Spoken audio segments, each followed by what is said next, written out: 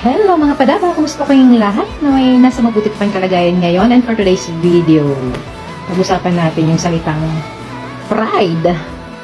Alam niyo ba mga padaba, yung salitang pride, maganda siya pakinggan at kadalasan ginagamit siya. O sabihin natin, mas magandang gamitin kapag, di ba, nasasabi natin, pride yan ng mga Filipino kapag meron tayong mga achievements, o di ba?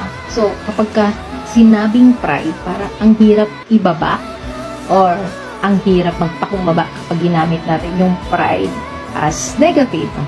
So, kadalasan ginagamit natin yan or most of the time, nasasabi natin yan sa mga taong hindi marunong magpakumbaba or matigas yung puso, mahirap magpatawad, sobrang ma-pride, ika nga.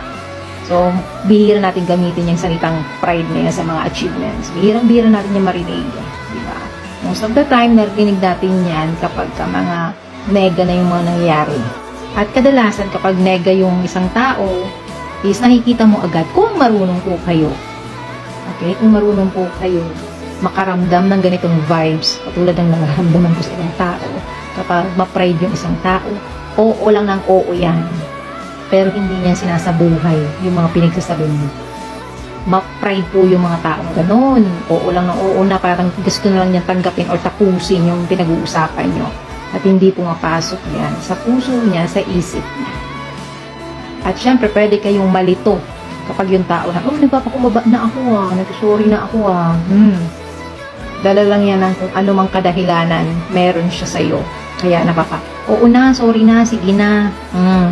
Pero yung the way i-deliver niya yung salita na yun sa'yo, yung mga gano'n na yun, huwag kayong magpapabola. Walang sincerity ka mararamdaman. Sa mga, oo na, sige na, sorry na, humingi na ako ng kapatawaran sa'yo. Walang sincerity po doon.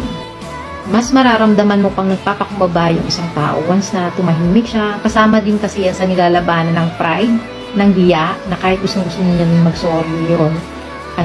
Sabihin niya yung nararamdaman niya, mas nananahimik na lang siya, mas mararamdaman mo pa yung sincerity ng isang tao. Ganun kasi, nahihiya nga di ba? Kasi nakikinig siya, natama naman yung mga pinagsasabi mo, kaya nananahimik na lang din siya.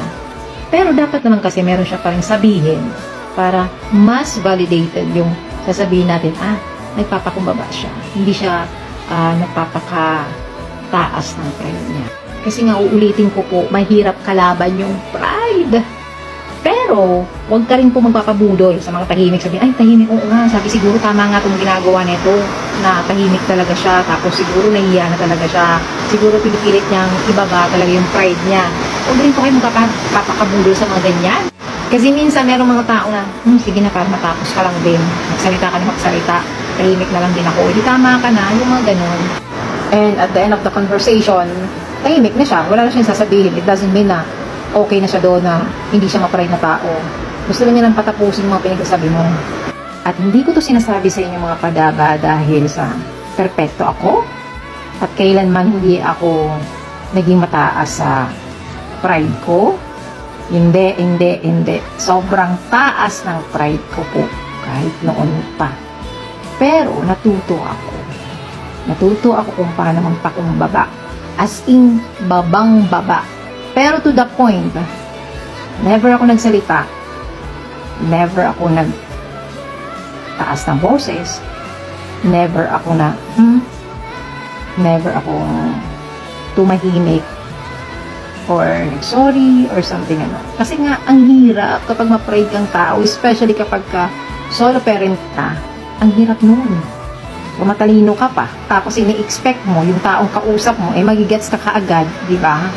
So, natuto ako magpakumbaba to the point na dumating pa ako sa part na babang-baba pa ako sa sarili ko para na makasurvive.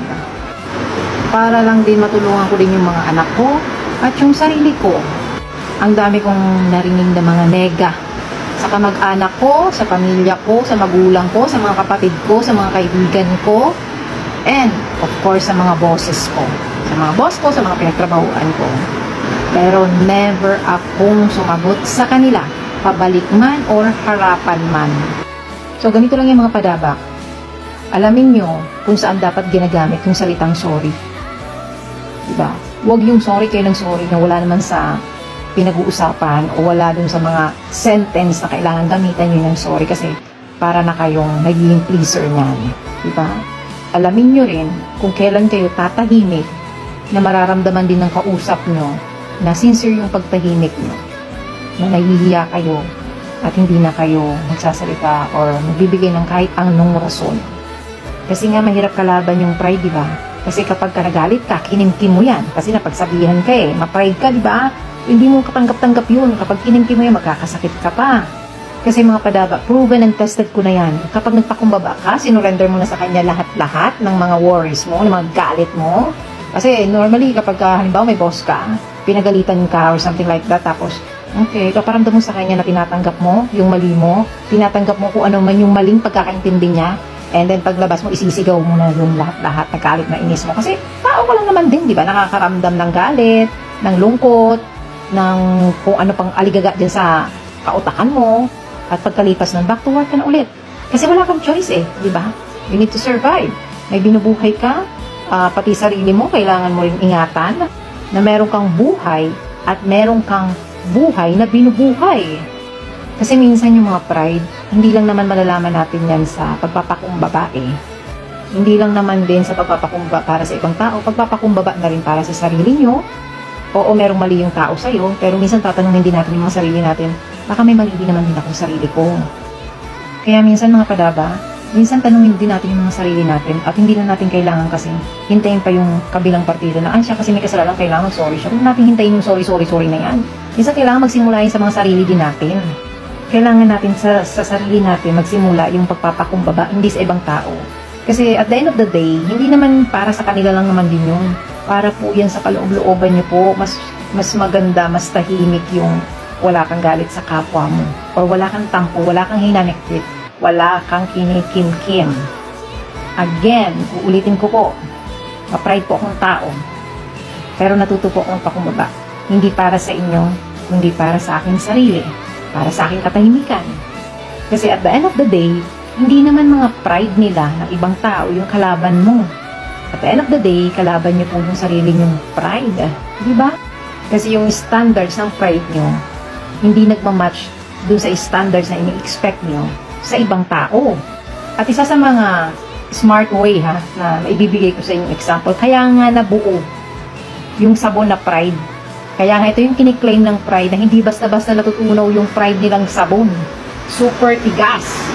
So, kahit anong tigas ng sabon na ito, kapag binabad nyo, sinok nyo ng magdamagan yan, matutunaw at matutunaw yung paunti-unti.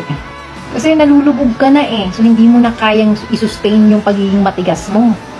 Kaya ganun kahirap kalaban yung pride, kasi kalaban nyo yung mga sarili nyo. GB-GB lang mga padaba.